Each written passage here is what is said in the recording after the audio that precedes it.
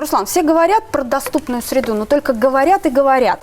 А в итоге просто возьми детскую коляску ребенка и попробуй пройдись по улице. Мало того, что высокие бордюры, нет пандусов, так еще и паркуются как везде попало. Слушай, ну ты говоришь вот про детскую коляску и молодых мам, понятно, да, но ты представь себе вот положение колясочников, инвалидов, как им некомфортно, неудобно вот в этой среде. Так я про это и говорю, что все только говорят и говорят, а что делается-то?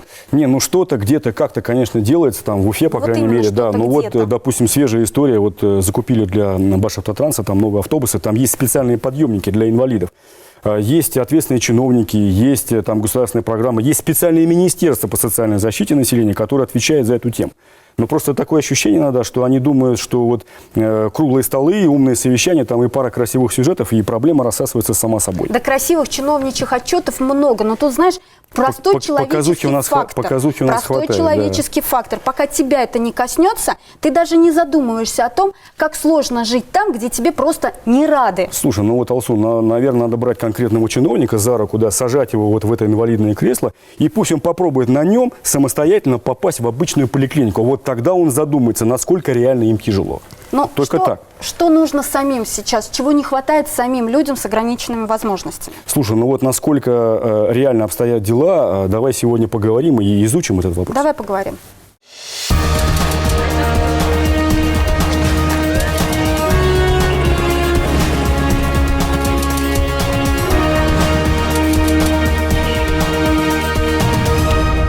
Люди с ограниченными физическими возможностями в один голос говорят, абсолютной доступной среды для них нет. Как бы я ни пытался заехать, этого сделать не получится. Здесь пандус не подходит по ширине колес. Сегодня Уфа – это единственный миллионник, где это не происходит. К сожалению. Я считаю, что если у человека есть желание, то он может всего достичь и всего добиться. История слепой девушки, у которой возникли сложности с водителем уфимской маршрутки только потому, что ее сопровождала собака, наверное, не вызвала бы такого резонанса, если бы проблема не была такой наболевшей. Тысячи людей с ограниченными возможностями ежедневно сталкиваются с тем, что им просто физически сложно жить в мире здоровых. Любой выход в свет для них зачастую настоящий квест. Видеоролики, о которых можно увидеть в интернете и в соцсетях. Программа «Доступная среда» начала реализовываться у нас в регионе 10 лет назад. По официальным данным уполномоченного по правам человека республики, на апрель этого года доступность нашей инфраструктуры для маломобильных граждан оценивалась в 50%. Это означает, что ровно настолько в социально значимых заведениях присутствуют пандусы и лифты, а в магазинах и учреждениях с высокими лестницами – кнопки вызова. Программа есть, а среда наполовину. На этот половинчатый мир мы решили посмотреть глазами человека с ограниченными возможностями. И вот что получилось. Улица Заки в Илиди, недалеко от башкирского телецентра. Практически визитная карточка Уфы. Журналист Николай Бажин на время пересел в инвалидную коляску. Я решил попробовать, насколько дружелюбна среда города для людей. Если автобус высадит меня прямо вплотную, то я, конечно, выйду. А вот если мы сейчас посмотрим, как он там высаживает, то есть с расстоянием, да, если он высадит там, где люди вот сейчас идут, то, ну, в принципе, ничего не получится, мне придется помогать. Сейчас мы пробуем переехать дорогу на кресле и посмотрим, успеем ли мы. Итак, 15 секунд, 14, 13. Если честно, мне кажется, не все обладают достаточно большой физической силой, и поэтому надо просто увеличить время для приезда. Ну вот, в принципе, здесь я могу сказать, что я преодолел это препятствие достаточно быстро, хорошо, но правда впритык со временем. Пандус-то тут есть, по пандусу заехать можно. А вот как переехать этот бордюр, вот это большая проблема. Но я попробую. Как-то нет. Представить переехать я все-таки считаю, что я не могу. Без помощи посторонних людей этого сделать, практически не получится.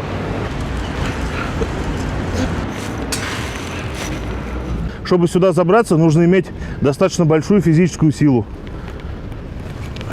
В принципе, можно сказать, что я добрался до места назначения.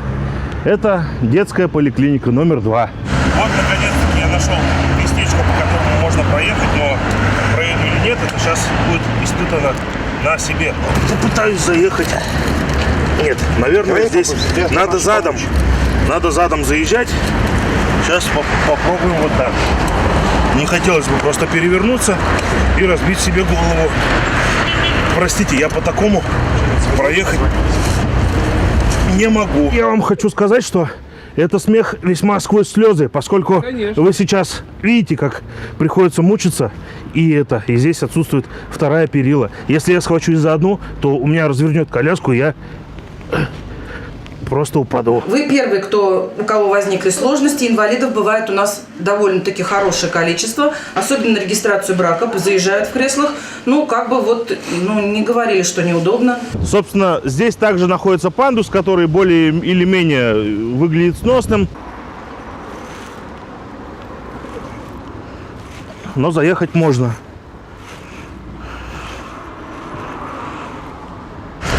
Мне даже сложно рискнуть сюда заехать, честно говоря, потому что угол здесь весьма большой. Как бы я ни пытался заехать, этого сделать не получится просто по одной логичной вещи. Здесь пандус не подходит по ширине колес. Это первое. Второе, здесь даже кнопки нет, чтобы куда позвонить и вызвать персонал. И, собственно, вот парковка для инвалидов. И я попробую попасть в какое-либо из ведомств. Сейчас еще пока не знаю в какое, но главное, нужно попасть, попытаюсь заехать. Главная болезнь, наверное, нашего города – это бордюры. Через них, без помощи посторонних лиц, никак вы не сможете преодолеть это препятствие, поэтому мне нужно поискать другой путь. Попытаюсь проехать. Это непросто. Возможно, придется развернуться и проехать задней частью коляски. Ну вот, так, собственно, проехать можно, но колесо зацепилось. Девушка! Вы не могли бы мне помочь вот эту штуку убрать? Вот цепь. Вот, все, спасибо. Вот видите, вот примерно так это получается. Едем дальше. Итак, за время моего путешествия, честно говоря, я пришел к выводу, что первое, у нас самая большая проблема – это бордюры, потому что именно из-за них портится доступная среда. Второе. Если оценивать по шкале от 1 до 10, я оцениваю нашу доступную среду на 4 балла. И третье. Чиновникам и людям, которые занимаются строительством городских сооружений, необходимо попробовать самим сесть в инвалидное кресло и прокатиться от точки А до точки Б. Люди с ограниченными физическими возможностями в один голос говорят, абсолютной доступной среды для них нет. Что уже сделано в Башкирии для комфорта маломобильных людей? Что еще надо внедрить для того, чтобы они могли реализоваться как полноправные члены общества? Как они сами преодолевают себя и обстоятельства и адаптируются к современной жизни? Вопросы доступной среды и не только мы обсуждаем сегодня в студии программы «Честно говоря» с нашими гостями. Итак, Олег Байдин, главный архитектор города Уфы. Олег Ротов, писатель Башкирской республиканской организации Всероссийского общества инвалидов. И Булат Сафин, адвокат, член правления Башкирского отделения Всероссийского общества слепых. Спасибо, уважаемые гости, что пришли. В соцсетях и в интернете очень часто можно, особенно в последнее время, видеть ролики, где какой-то колясочник, условный, да, показывает, снимает, как он забирается в какую-то либо поликлинику, либо медицинское учреждение, либо другое любое социально-общественное учреждение. И нет там ни пандусов, ни подъемников. И если там ему не помогают сердобольные люди, не сотрудники учреждения, сердобольные люди, то у него ничего не получается. Вот с этим что делать? Как с этим делать? Ну, во-первых, я тоже пользуюсь креслом-коляской, когда уезжаю в командировки на дальнее расстояние и так далее. И как всем подряд я вообще не доверюсь, чтобы мне оказали помощь. Потому что коляска – это тот же самый, техническое средство, которое нужно уметь управлять и помогать. Потому что некоторые, вот я буквально 3 дня назад наблюдал ситуацию, когда ехал человек на коляске, и молодой человек хотел ему помочь. Получилось так, что он его опрокинул, потому что нужно это уметь делать. И, соответственно, должен быть ответственный в каждом учреждении, который работает с маломобильной группой населения. На ваш взгляд, все-таки в последние годы как-то ситуация улучшается с отношением общества к людям с ограниченными возможностями? Ну, видите, вот если не заострять на это внимание, никто бы не делил бы людей на инвалидов, скажем так, и условно здоровых. А это когда с детства начинается вот детям вот инклюзия, вот этот ребенок такой, да он такой же, как он. Дети, когда играют между собой, они даже не обращают внимания.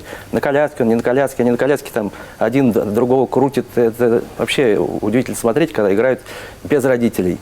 Есть такой подход, такой сегрегативный. Отдельные дома для инвалидов, отдельная школа для детей. Для детей инвалидов. Разделение, да? Да, которые отстают в развитии.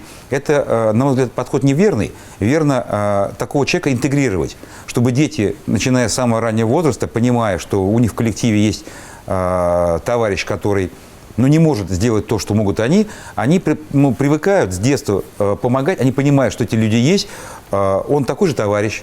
В детстве это все проще воспринимается. И где-то подсказать ему, поддержать под локоток, там, где-то, помочь ему сразу. Если мы начнем вводить, интегрировать, скажем так, людей, которые имеют какие-то ограничения с самого раннего детства, то и в дальнейшем при входе в поликлинику, которая по какой-то причине не оборудована, это будет не сердобольный человек, который либо есть, либо нет. А это каждый находящийся рядом человек, конечно, помочь. Он же к этому привык делать. Это с детства он помогает. Булат, и вы влетели в эту ситуацию. Вам, наверное, есть чем поделиться в этом плане, что интеграция нужна или наоборот нужно выделять детям там отдельную школу, людям отдельные районы? Доступная среда – это не только количество установленных пандусов, это в большей степени та социальная обстановка, та возможность инвалида, лица с ограниченными возможностями, участвовать в жизни общества так, как будто он нормальный человек. Какая у нас сейчас обстановка? Допустим, выходит, незрячий человек, он из дома. Вопрос передвижения, правильно? Он идет, допустим, он знает, где остановка. Хорошо, он дойдет до остановки, использовать будет GPS. Сейчас это распространено, почти все незрячие используют телефон GPS. Дойдет, встанет на остановке. И единственный вид транспорта, который останавливается там, где положено и стоит, и ты можешь подойти к двери и спросить, какой это номер, и сесть успеть, пока тебе ответ будет дан, да? Это трамвай. Подъезжает автобус. Водитель видит, что стоит незрячий человек, с явными признаками. Неужели не подъезжает прямо к нему? Нет, не подъезжает. Водитель останавливается, высаживает людей и уезжает. Причем ты ведь даже и не знаешь, какого маршрута автобус подъехал. То есть ты стоишь на остановке, тебе, во-первых, надо успеть добежать до автобуса, и хорошо же, если он остановился в первой линии. Как можно в вашем положении бежать? Скажите, пожалуйста, Булат, а вы... Потом надо спросить, какой это автобус и какой у него это номер. И дай бог, если кондуктор тебе ответит, это если Башавтотранс, а если это «Газель», то тебе надо найти дверь входа в эту «Газель» для начала. А к этому времени «Газель» уже уедет, и если хорошо, что есть те, кто в это время не заденет. То есть в этом большая проблема. И пути разрешения этих проблем, они разработаны мировой практикой. Именно эта доступная среда и разработка началась с ратификации международной конвенции. Почему есть международный опыт в этой сфере? Допустим, я работал какое-то время в Бельгии в общественной организации, и там поставлено это все по-простому. Ты стоишь на тротуаре, на остановке. Если ты незрячий, ты ставишь трость наискосок. Автобус останавливается передней дверью рядом с тобой, и водитель, они там, правда, все умные, на французском разговаривают, он озвучивает тебе номер этого автобуса. Кричит, и ты говоришь ему «нет, спасибо», либо «хорошо», и садишься в него.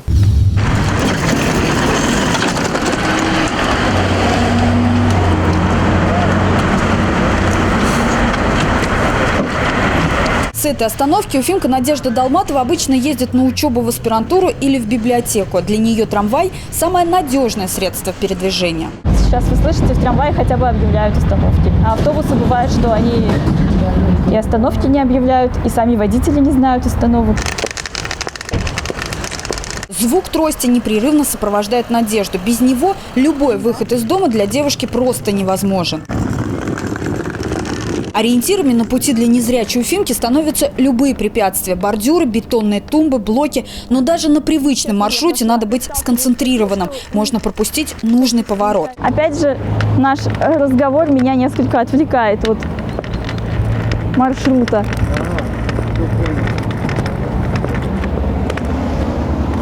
Надежда находит правильное направление и, словно отсчитав шаги в уме, резко поворачивает ко входу в магазин.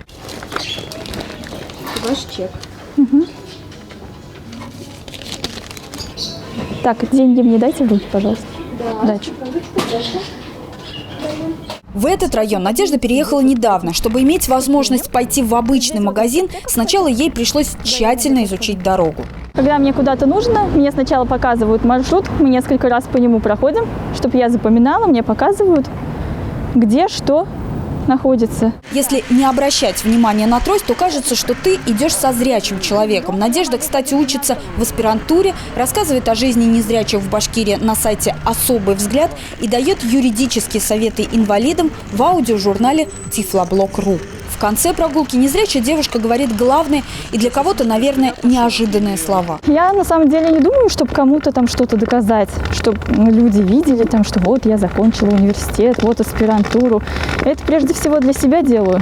Я считаю, что если у человека есть желание, то он может всего достичь и всего добиться.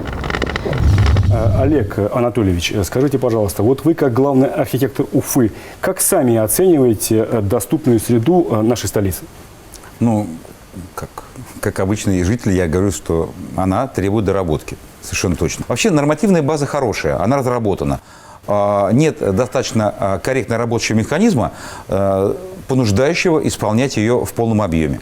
Но когда к вам заходят, допустим, с планами там, нового дома, новой школы, нового детского садика, то вы обязательно следите за тем, чтобы в этом плане была доступная среда. Ну, еще раз смотрите, какая ситуация. Мы-то следили бы, если бы к нам заходили бы. Это опять по поводу регламентов. На сегодняшний день, в силу регламентов города Уфы, мы не рассматриваем объекты, которые предполагаются к строительству. На моем обывательском уровне я предполагал, что ни один проект строительный, либо какой-то там перепланировки, либо чего угодно, да, не согласовывается в администрации Уфы без соблюдения вот этих обязательных элементов доступной среды. Сегодня Уфа – это единственный миллионник, где это не происходит. К сожалению. Ну, к сожалению, это мягко. Не приняты соответствующие нормативно-правовые акты. Вот, если помните, кто должен их принять? Курултай? Конечно, уровень республиканский, но сейчас нашли решение, чтобы на муниципальном уровне, в силу того, что пока не принимается на республиканском Олег Анатольевич, уровне. я прошу прощения, я еще раз проговорю. Да. До сих пор в Госсобрании Курултая Республики Башкортостан не могли принять решение, которое узаконивает данную процедуру. Я правильно понимаю? Мы обращались неоднократно. Я работаю около полутора лет в этой должности. С первого дня, что называется, работы. Была такая процедура рассмотрения эскизного проекта, рассмотрения согласования. Это когда перед началом строительства выходит проектировщик и перед собранием профессионалов, городсоветом, защищает предполагаемый строительный объект. Там планы, фасады, разрезы, генплан. Смотрится и исполнение социальных обязательств, которые накладывают действующее законодательство. И без согласования данной процедуры не идет дальнейшее проектирование строительства. Сегодня этой процедуры нет. В свое время прокуратура ее отменила в городе Уфе. Почему? Была мотивация, да. Ну, опять-таки, все структуры действуют в рамках действующих регламентов. С точки зрения разумного смысла, честно говоря, странная ситуация.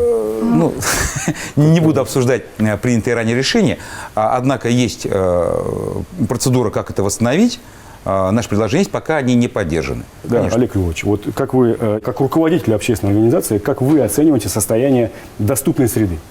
Не только в Уфе, в республике. Ну, хочу сказать, что все меняется к лучшему, но то, что вот сейчас обсуждал вот Олег Анатольевич, хочу сказать, что есть федеральное законодательство, есть нормативно-правовая база, строительные нормы и правила, которые запрещают строительство и проектирование без учета доступности для маломобильных групп населения. Поэтому какие-то муниципальные законы для этого абсолютно не нужны. Для этого нужен просто контроль и надзор.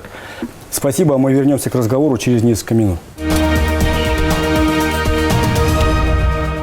Слушай, Алсу, но все-таки вот с чиновников, которые имеют дело с определенной категорией обделенных чем-то людей, с них особый спрос. И они все-таки должны вкладывать вот в сухие строчки инструкции должностной вот и сердце, и совесть. Ну, получается, их нужно отбирать, каких-то особых людей, сердобольных, что ли, на это место? Ну, дело не в сердобольности. Дело в том, что вот не выходя за рамки закона, за рамки полномочий, надо видеть вот за какой-то проблемой судьбу конкретного человека и постараться помочь ему, если у тебя есть такие возможности. Ну, слушай, сухие строки инструкции, они же диктуют и законность, понимаешь? Тут же можно и выйти Я же за закон. подчеркнул, в рамках закона. Надо просто в это дело еще и душу вкладывать. Стараться помочь человеку. Ну, не знаю, мне кажется, здесь еще и касается какой-то профессиональной деформации, когда мы говорим о том, что человек работает постоянно только со сложными судьбами. То есть, Алсу, есть такая хорошая фраза, да, корочкой можно есть такая покрыться. хорошая фраза: кто хочет, ищет возможность, кто не хочет, ищет причину. Плохой, черствый чиновник всегда будет искать причину для того, чтобы не делать. А нормальный чиновник, наоборот, возможность, чтобы сделать. В этом вся разница. Люди, оказавшиеся без ног, незрячими или глухими, но не смирившиеся с этой судьбой, желающие преодолеть все барьеры на пути к полноценной жизни, вызывают только уважение. Как им удалось этого достичь и что нужно сделать и как жить, чтобы забыть про свою инвалидность – тема нашего следующего репортажа. Ходить, пусть даже медленно, с хромотой. Сегодня для уфимца Сергея Кожевникова это счастье. 2 года назад он потерял обе ноги. На этих кадрах первые минуты после произошедшего. Как позже установит следствие, в автомобиль Сергея прямо под рулевую колонку было заложено взрывное устройство.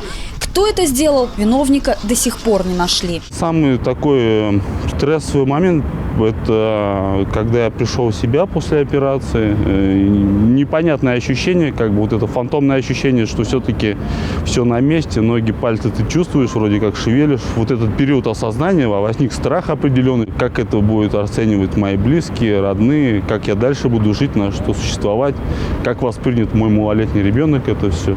Но слава богу, как бы семья меня приняла, жена осталась со мной, и мы живем очень счастливо, любим друг друга. После травмы без депрессии не обошлось, Сергей этого не скрывает. Убежать от нее помогла поддержка близких и спорт, о котором он никогда не слышал прежде – слэдж-хоккей. Тренировки у Сергея, как и у профессионального спортсмена, проходят каждый день. Команда готовится к чемпионату России. А там, чем черт не шутит, можно и в паралимпийскую сборную попасть. От эмоционального накала и горячего усердия хоккеистов, кажется, плавится лед под санками. Тупится лезвие. Вратарь старается не пропустить ни одну шайбу. К сожалению, в Уфе нет возможности воочию поболеть на соревнованиях по слэдж-хоккею. Нет оборудованной площадки. О существовании команды «Башкирские пираты» вообще мало кто знает, особенно из тех, кто мог бы стать ее новым игроком. И руководитель команды Алексей Канатников буквально ищет таких по больницам. Те, кто еще вчера был здоровым и не подозревал, что случится непоправимое. Он предлагает им просто сесть в сани и прокатиться. Вот в этот момент либо происходит бам, либо не происходит. То есть человек загорается и так далее. Ну, здесь точно так же, как и в обычной жизни, понимаете? Ну вот вы же не хоккеисты, например, да? И все люди не хоккеисты. Просто кто-то любит хоккей, кто-то там дзюдо, кто-то борьбу, кто-то еще что-то, да? Поэтому если совпало, что человек, попавший в трудную жизненную ситуацию, став инвалидом, еще и любит хоккей, то вот здесь все сойдется.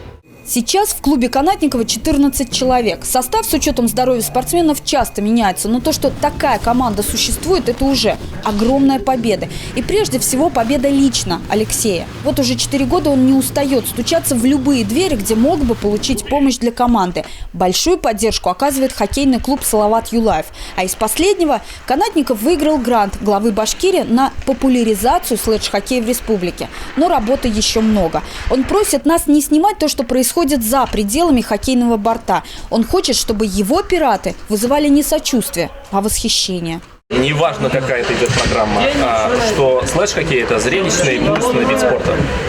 Все остальное, назовем это кухня, она не нужна. Мы же знаем очень много историй, когда инвалиды, они наоборот преодолевают и вопреки там, всему Я сам ставший инвалидом, я не знал, как можно сидеть дома без дела вообще. Я всегда искал. Вы возьмете процентное соотношение таких инвалидов к общему их количеству. Успешных историй меньше. Конечно, конечно. Вот, мы же в этом вообще все заинтересованы. Вот общество, у него есть определенный объем ресурсов. Какой бы он ни был, он все ограничен. И если я могу эти ограниченные ресурсы направить на рост общества, на его, как сказать, развитие, и в меньшей степени тратить его на обслуживающие функции, Вот есть как бы обслуживание, содержание общества и какая-то доходная часть общества. И чем мы меньше вынуждены тратить на обслуживание, тем нам всем выгоднее и лучше. И в этом смысле вот этот перегрев этой темы с гиперопекой, она же к чему приводит? Приводит к той ситуации... К обратному результату. Нет, вот то, что да, и Булат, и Олег говорят, они же в это дело погружены. Идет такой социальной пассивности. Вот жаление себя, нахождение... Вы мне все должны. Да. Это плохо. Так, да? Об этом редко говорится публично. На самом деле эта тема присутствует. Вот тот вариант, который я сказал по поводу интеграции инвалида сразу, я просто коснулся этой темы в Германии впервые. Совершенно тотальное решение по всей стране. То есть, да, конечно, по поводу транспорта поддержано 100%. Абсолютно все виды транспорта оборудованы возможностью для входа и выхода. Но базой является то, что все дети, которые имеют ограничения, они сразу погружены в социальную среду. И они на тех же условиях. Они привыкают жить. Да, дети, которые учатся вместе, привыкают помогать. Есть социальный работник в школе, который какие-то дополнительные вещи вот, по поводу инклюзива, то, что было описано, он использует, естественно. И человек научается жить в обществе. И ему гораздо проще, и обществу проще, нагрузка на общество меньше. Если говорить совсем уж так, может, прагматично, это дешевле для общества оказывается. Есть люди, которые поставили диагноз, который через год, через два они должны уйти из жизни, а они продолжают жить нормальной жизнью. А некоторые сразу же начинают себя в могилу сводить. Те же самые употреблением спиртных напитков, поведением там каким-нибудь асоциальным. Но это же вопрос психологической помощи. Почему, что у нас нет таких организаций, которые подали бы руку помощи именно психологической в этом плане? В каком социуме живет человек? Если он действительно вокруг него оптимисты, конечно, он будет мотивирован, ему поддержат. А если кругом пессимисты, то и он сам заразится этим пессимизмом. И как бы... А что вот в этой части зависит от государства? От органов там, исполнительной власти. Они же должны какие-то создать условия для оптимизма. Что касается Республики Башкортостан, у нас отсутствуют реабилитационные центры для людей трудоспособного возраста. То есть для детей, да, все условия созданы, очередей уже давно нет, все дети получают по несколько раз в год услуги реабилитации, а человек, то есть он вырос, ему 19 лет, он не может нигде получить бесплатную государственную услугу по реабилитации. Человек, потерявший руку, правую, к примеру, ему нужно переучиться, то есть перестраивать свою жизнь, то же самое, бытовую жизнь, и вообще, то есть нужно переучиться писать, крутить отвертку, то же самое, открывать дверь. Ложку, да.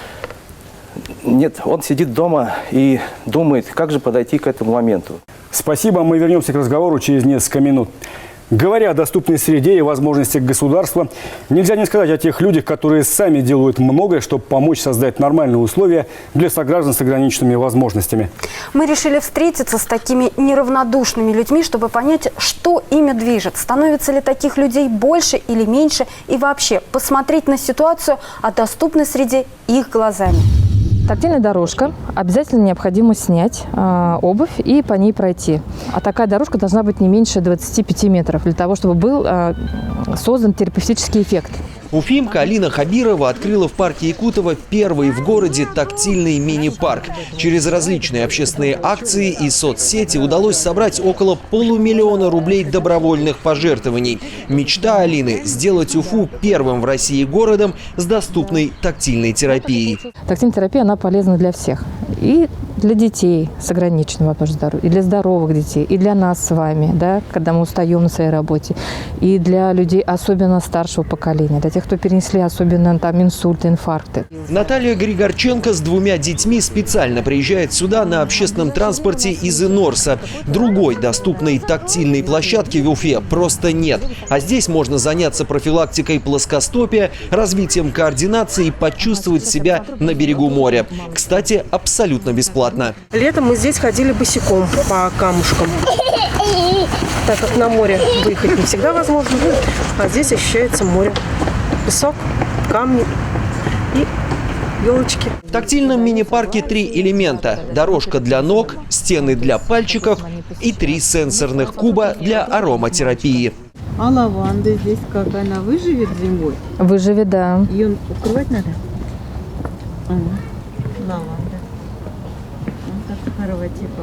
Все элементы парка можно использовать не только для терапии, но и для детского развития. Фигуры на стене, например, развивают мелкую моторику рук. Каждая там молодая мамочка сейчас уже знает о том, что если раздражать пальчики, то это напрямую влияет на развитие речи ребенка.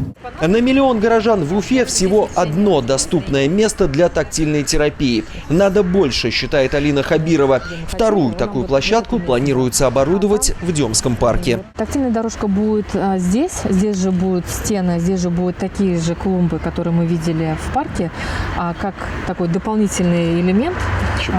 Еще будет большая клумба, да, здесь.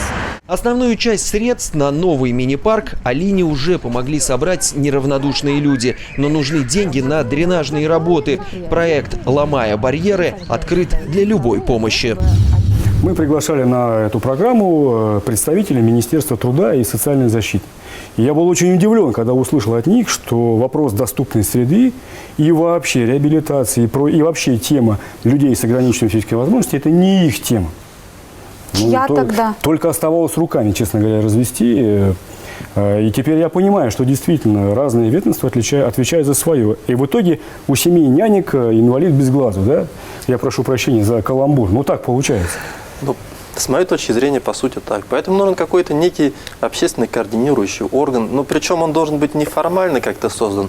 Но общество инвалидов – это разве не координирующий орган? Нет, конечно. Ну, уважаемые гости, да, наше время подходит к концу. Давайте вот такую резюмирующую часть, да, вот в рамках той темы, которую мы сегодня обсуждали. Не только доступная среда, это же еще и морально-этический вопрос во многом. В республике на уровне правительства есть Координационный совет по делам инвалидов. Во многих муниципалитетах есть такие коллегиальные собрания, где решаются как раз органы исполнительной власти с общественностью те проблемы, которые возникают именно у инвалидов. В городе Уфе уже 2 года отсутствует этот координационный совет. Наши предложения уже в течение 2 лет никто не хочет слышать. Олег Анатольевич. Ну, о морально-этических вопросах, да, я вот об этом частенько говорю, и я считаю это правильным. То есть первое, это все-таки то, что называется национальная идея. Мы на эту тему думаем тоже, так не хочу ничего раньше времени, что называется, говорить. То есть целеполагание для общества. Все-таки кто мы и куда мы собираемся двигаться. Это очень важно. Технические вопросы, я думаю, тоже мы доработаем. И по регламентной части тоже не хватает. Но это мы поправим, всю техническую часть. По координирующему органу, наверное, да, есть в этом правде своя. Я, естественно, расскажу коллегам о том, что вот такая прозвучала реплика, что есть упрек на эту тему. Я думаю, что тоже для меня это, да, вот новостью, что, оказывается, были обращения, которые остались без ответа. То есть эту тему мы совершенно точно решим. Булат, если коротко можно, пожалуйста, резюме. Да. Меня сюда в первую очередь пригласили, я так понял, как пример некого инвалида, который трудоустроился, сам работает. Поэтому я, наверное, в первую очередь хотел бы обратиться сейчас к зрителям, к нашим, и к родителям особенно, и к детям, у которых есть какие-то проблемы со здоровьем. Не надо бояться, надо пробовать, надо делать. Если у вас что-то не получается, руки не надо опускать, потому что 1 раз не получится, подумайте, поучитесь, 2 раз, 3 раз получится. И хотел бы отдельно также поднять вопросы, я уверен, что и руководство республики, и другие руководители, и просто работники госорганов будут смотреть вашу передачу, нашу передачу. Я бы хотел сказать, не относитесь к своим функциям, как строго к своим функциям. Понимайте, что за ними стоит просто общая помощь людям. И если есть возможность, помогайте не только так, как у вас в должностных инструкциях написано, но и так, как вам велит ваше сердце и совесть. Хорошие слова. Спасибо. Спасибо вам, уважаемые гости, за честный, откровенный разговор. До свидания. Спасибо. До свидания.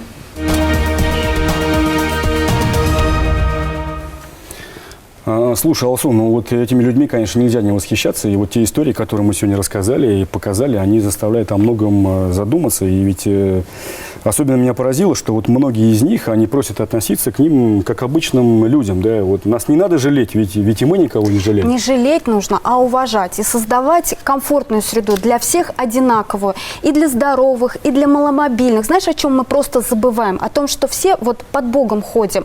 И никто не застрахован от болезни и инвалидности. лояльности. Я тебе больше скажу, в России и от суммы, и от тюрьмы зарекаться не надо. И, конечно, бесит, когда вот конкретный чиновник не выполняет своих прямых обязанностей. Да, безусловно, бесит, но давай, прежде чем там ссылаться на государство и чего-то от него ждать и требовать, надо начинать с себя. Надо самим проявлять уважение, милосердие к людям, которых Бог чем-то обделил. Нужно начинать с себя и не делить вообще людей на здоровых и нездоровых, это такой философский вопрос инвалидов, больше, да. не инвалидов. Парковаться нужно так, чтобы никому не мешать. Мы вообще забываем о такой простой взаимопомощи, понимаешь? Тебе слово. Из инвалидного кресла мир видится наоборот. Зрелость всего общества и порядочность конкретного человека определяется по его отношению к детям, старикам и инвалидам. Тем, кто зависит от тебя и кто слабее тебя. Слабее телом, но не духом. Глядя на людей, о которых рассказали мы сегодня, честно говоря, грех жаловаться на собственную судьбу. Живые, здоровые и слава Богу. И если у вас есть возможность помочь слабым и больным хоть чем-то, сделайте это. Даже если они вас об этом не просят. Вам зачтется. До свидания. Смотрите «Честно говоря» на канале БСТ и берегите себя и своих близких.